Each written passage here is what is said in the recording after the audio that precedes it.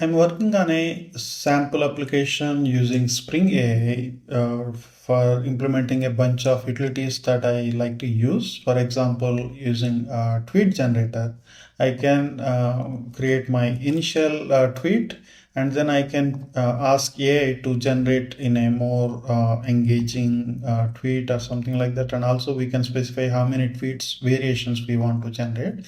Let's go with one. And here when I click on generate tweets, we are going to talk to an LLM model and generate, this is the original text and this is what LLM generated for us. Okay, so this is the basic idea. Similarly, we have other features also.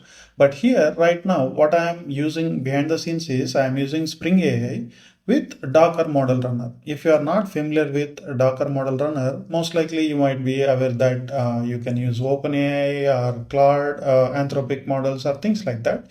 But also you can use Docker model runner where you can install Docker desktop and you can run some of the models available on Docker Hub, and you can talk to these models. So this is free, you don't need to pay for any of these models.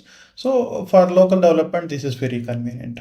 And right now, as you have seen, we just talk to one of the LLM model and I'm able to get the response also, which is working fine. But the thing is, let's say if I want to run my application as well in Docker containers, and I want to run both the models and Docker image of my Spring Boot application in Docker containers, then I am facing certain issue.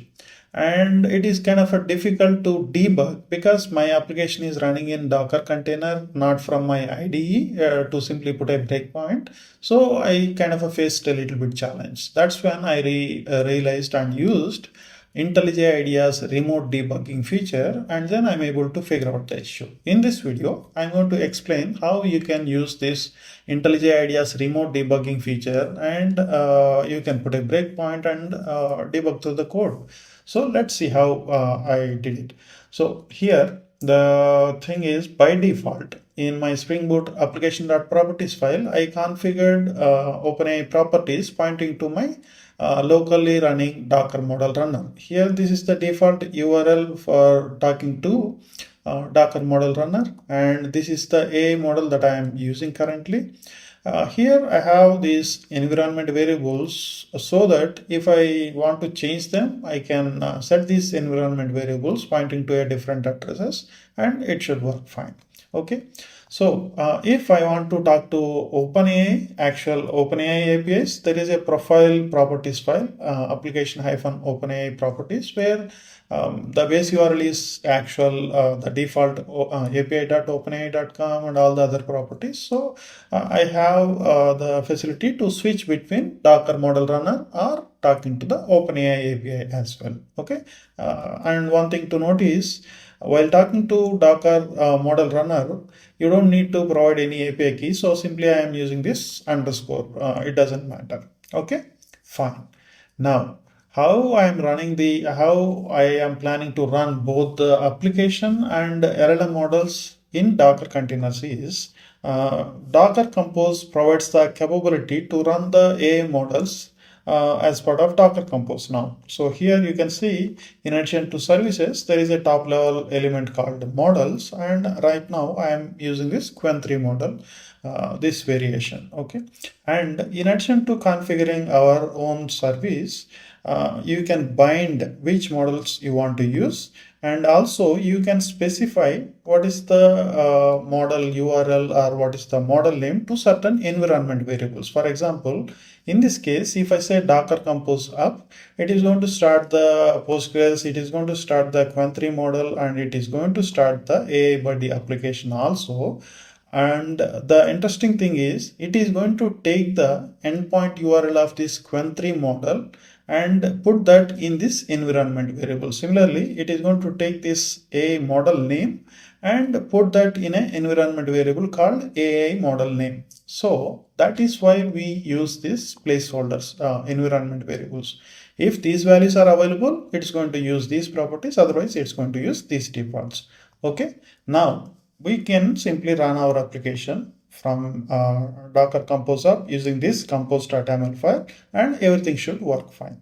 But by default it doesn't. Now we'll see how we can use remote debugging. Let's see. I'm going to run my application and models here. So let's see. So here you can see both the Postgres and AI both are running. Models, yeah, it is also running. If we go and check the API AI logs, you can see the application started. Now, if I go back and access the application, yes, it is up and running. However, if I go and try to generate same tweet, let's say engaging way, it is failing. Now let's see what is the reason. So here in the logs you can see all the exception stack trace, and it is saying 404 error backend not found, and it is not revealing any more details. What is the URL it is trying to connect to? It is not giving any of those details. So how do I debug this?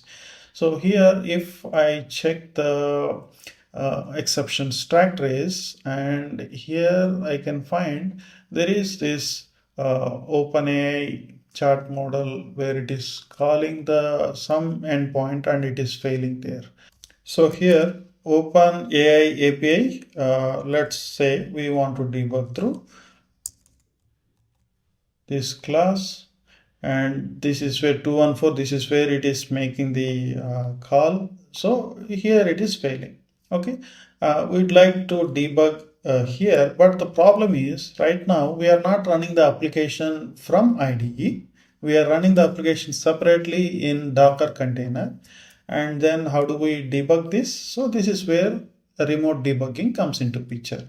And the tricky part is when we are running from locally, it is working fine. But when we deploy this as a container, then only we are facing this issue. So looking at this kind of we can understand it is not able to talk to that API because it is throwing the 404, something is off, but we don't know because it is not giving any details in this exception stack trace. So let's now find out how we can use a remote debugging feature from IntelliJ. Okay, so now what I'm going to do, first I'm going to update the Docker Compose file and add this Java tool options by specifying these debugging flags, and the debug port is 5005. And then I'm going to expose the same port number on the host also on 5005. Once I enable this, now if I restart my application,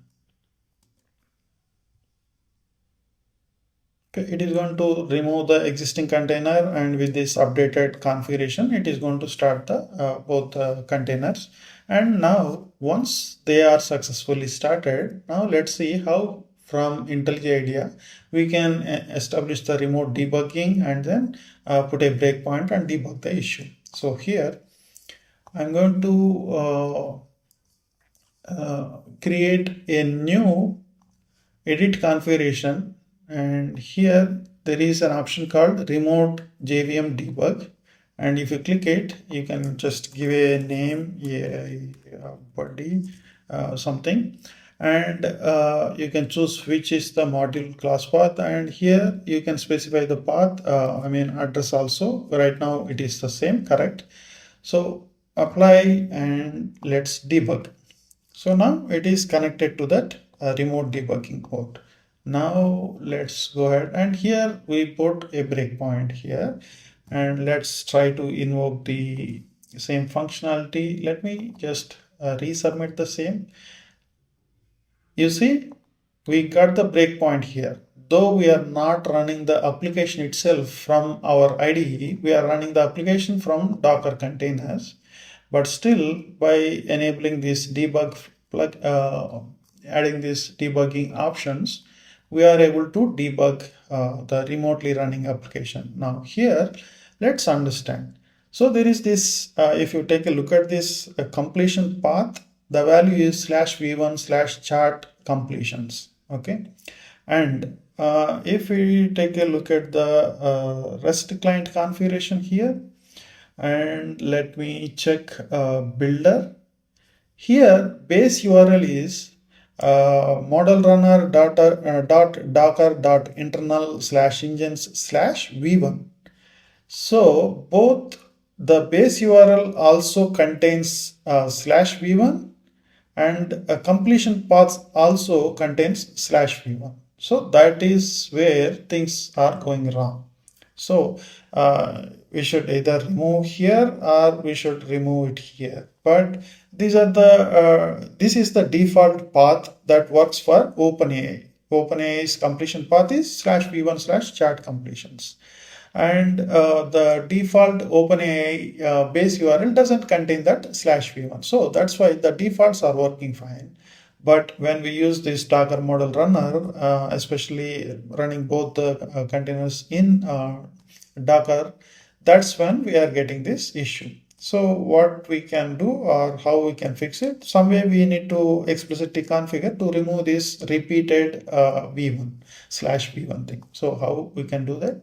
I created application hyphen docker.properties file, and here I specified that, and I'm going to specify chat completion path with slash chat completion instead of the default value of slash v1 slash. I'm going to remove this and use the, because the AI model runner AI model URL already contains slash v1, so I'm just overriding this path.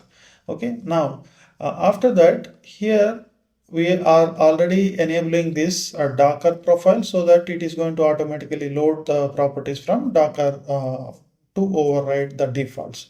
So let's stop it right now, and then let's go back, and this time again restart and see whether it is going to work or not. Okay. So if I go to here and see the application is started, cool. Now I'm going to open the UI. Okay, so here I'm going to generate some funny and generate the tweets. So still it didn't fail and it worked fine. All features in your hands. Okay, so it didn't fail, it worked, right?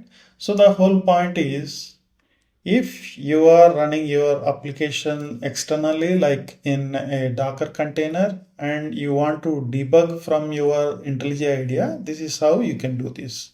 So here Java tool options, you specify the standard debug options and specify the port.